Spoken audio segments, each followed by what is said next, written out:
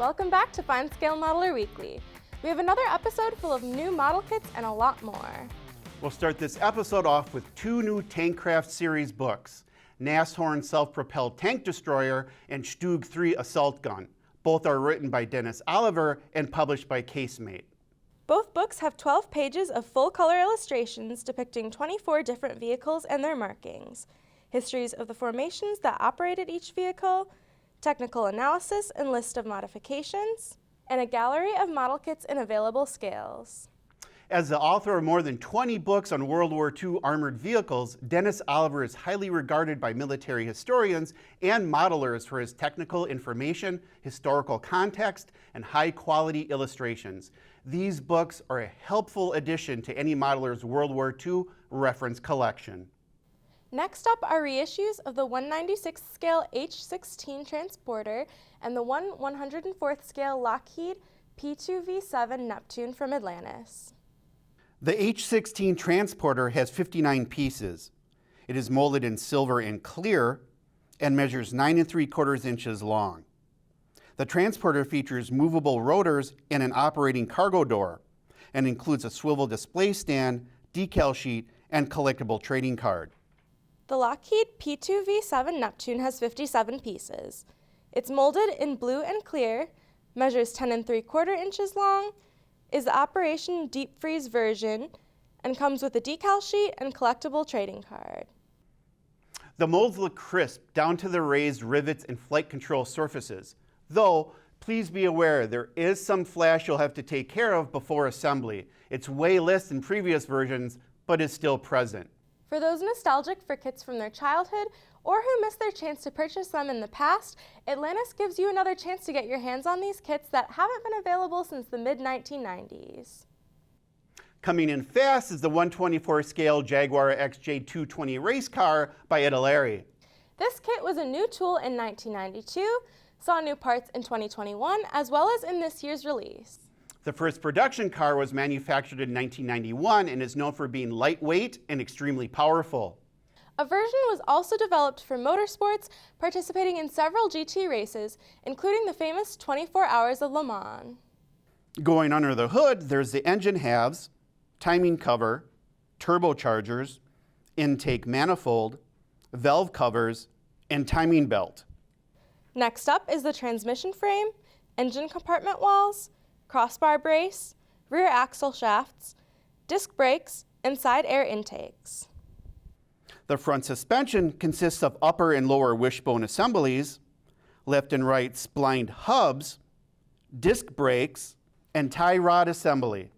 In the driver's compartment, we have the tub, pedals, shifter, dashboard with instrument panel, door panels, and racing-style driver's seat. Going back outside, there's the exhaust system, chrome wheels, rubber tires, body, lower door frame with air intakes, spoiler, rear section, and front bumper. A clear sprue has the front windshield, sunroof, door windows, headlights, and headlight covers. Included is a beautifully printed decal sheet highlighting the Martini Racing Team logo, along with various smaller sponsor logos and a red and blue design that goes from bumper to bumper. Italeri did a great job converting their 2021 consumer car release into an eye-catching race car. Finally, coming in low and hot is the 148th scale MH-60L Black Hawk helicopter from Operation Gothic Serpent by ICM. Operation Gothic Serpent involved U.S. forces attempting to capture warlord General Mohammed Farah Aidid, who is opposed to the United Nations peacekeeping mission in Somalia. The capture of two of Aidid's lieutenants in the early stages of the operation was followed by fierce resistance, resulting in the downing of two Black Hawk helicopters. Getting into the cockpit, we'll start with the control sticks, anti-torque pedals, instrumentation panel, center console, and pilot seats. Behind the pilot seats is the crew compartment, starting with the floor, roof, frames, rear bulkhead, and rotor base. Going outside, there are the fuselage halves, tail rotor, belly, nose, stabilizer, and a windshield to close in the cockpit. Detailing the outside of the helicopter starts with the rear engine outlets. Air intake nacelles, turbines, engine cover, and hydraulic and electrical housing. A set of doors, windows, landing gear, miniguns, windshield wipers, the main rotor hub assembly, and blades round out the build. Window mask templates are included to help with painting. A decal sheet includes detailed main and center console instrumentation panels and 6 markings for Super 6-1 Thunderstruck, Super 6-2 Rude Dude, Super 6-3 Grim Reaper, Super 6-4 Venom, Super 6-6 Gunslinger, and Super 6-8 Razor's Edge. ICM continues to impress with details inside and out.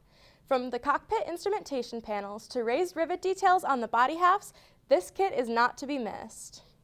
Look for reviews of the Jaguar XJ 220 race car and Black Hawk helicopter at FineScale.com. Where you'll also find our very active forum community that covers many topics, from model kits, tools, techniques, reference materials, and much more.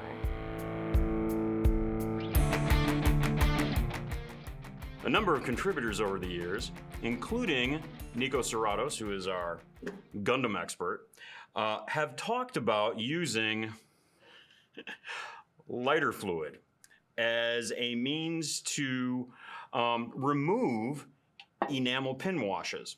And it just so happens that at FSM, we've never actually used that process before. We typically prefer mineral spirits or enamel thinner itself.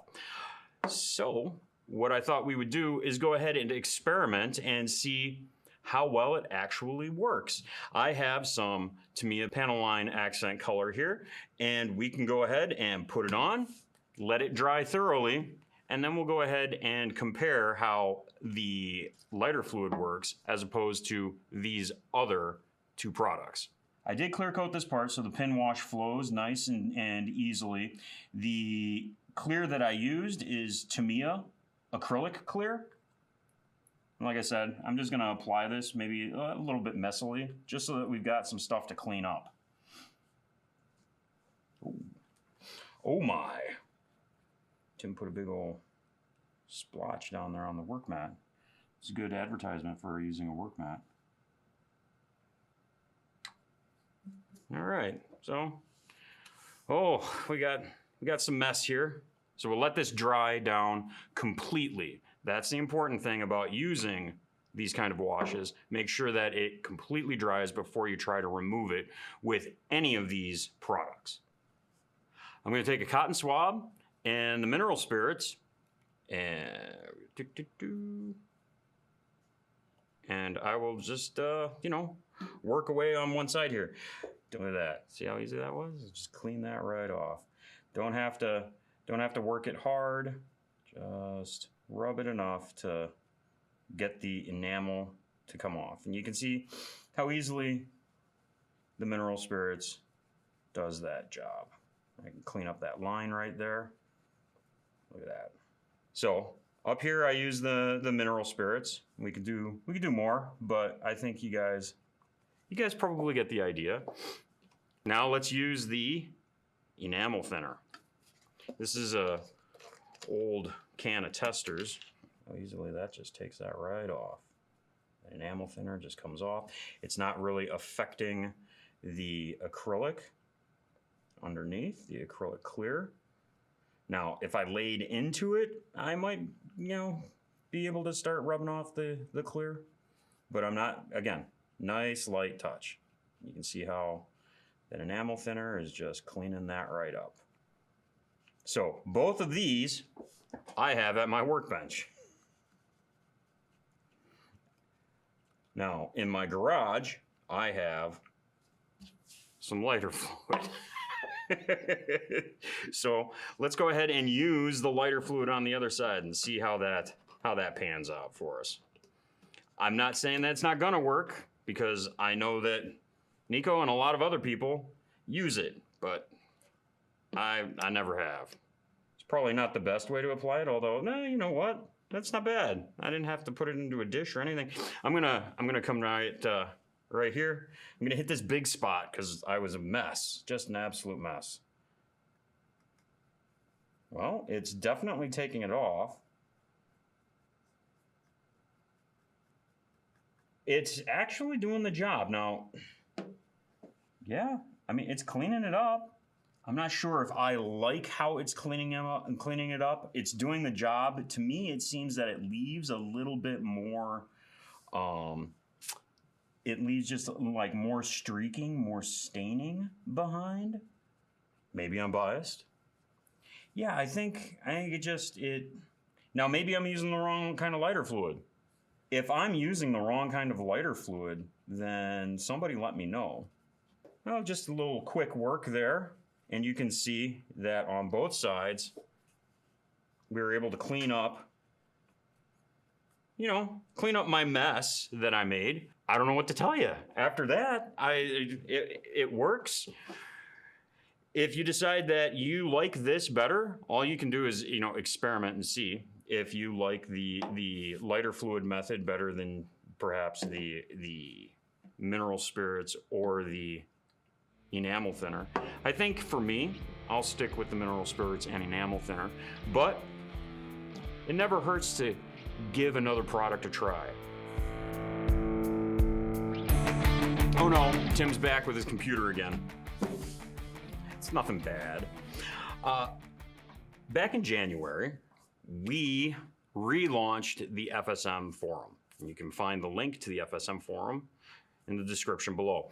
We relaunched it because it had gotten a little janky, but it is now on a really solid platform called Discourse, and it looks spectacular and operates like a dream. So just like we used to have on the old forum, with the new forum, we have a bunch of categories, general discussion, feedback, but then most importantly, modeling subjects and tools and those sorts of things. And modeling subjects for everyone. For instance, we have a pretty active Gundam category. And in there, this poster, What If Rebel, wanted to know if we could find out who made these Gundam dioramas. Just really cool. And what's neat about this new forum package is that you can upload your photos, your images directly onto the forum. You don't have to use another app or a different site to house your images. Your photos can go right up your photos can go right up into your thread, which is a really cool feature, and we really like that. In addition to modeling categories, we also have places where it isn't exactly about modeling. So the FSM Ready Room is a place where you can just come to decompress. You can come tell jokes. People are swapping recipes, talking about just life in general. And that's cool because, you don't have to talk about modeling all the time. You can come over here and just, commiserate with some of your fellow modelers. So what I'm going to do is I'm going to put an invite in the description below. That invite will be active for like the next 30 days or so, and it will allow the first 90 people to click on it and join the forum really fast. Now that doesn't mean you can't sign up for the FSM Forum if you don't get to that invite link right away. You can use the other link below and go to the forum and sign up because it's free. And what's great about this is that it's a community. It's a community of modelers, and we want to see you there. We want to see your stories about modeling. We want to have you come in and share your techniques, and we want to see your models. So please click the links below, join the FSM Forum, and we are really looking forward to having you there. Thanks for watching. We'll see you next time. Bye. Let's see if we can do this. Yep. J220 race car by Italeri. Oh, nope. Nope, I said Italeri.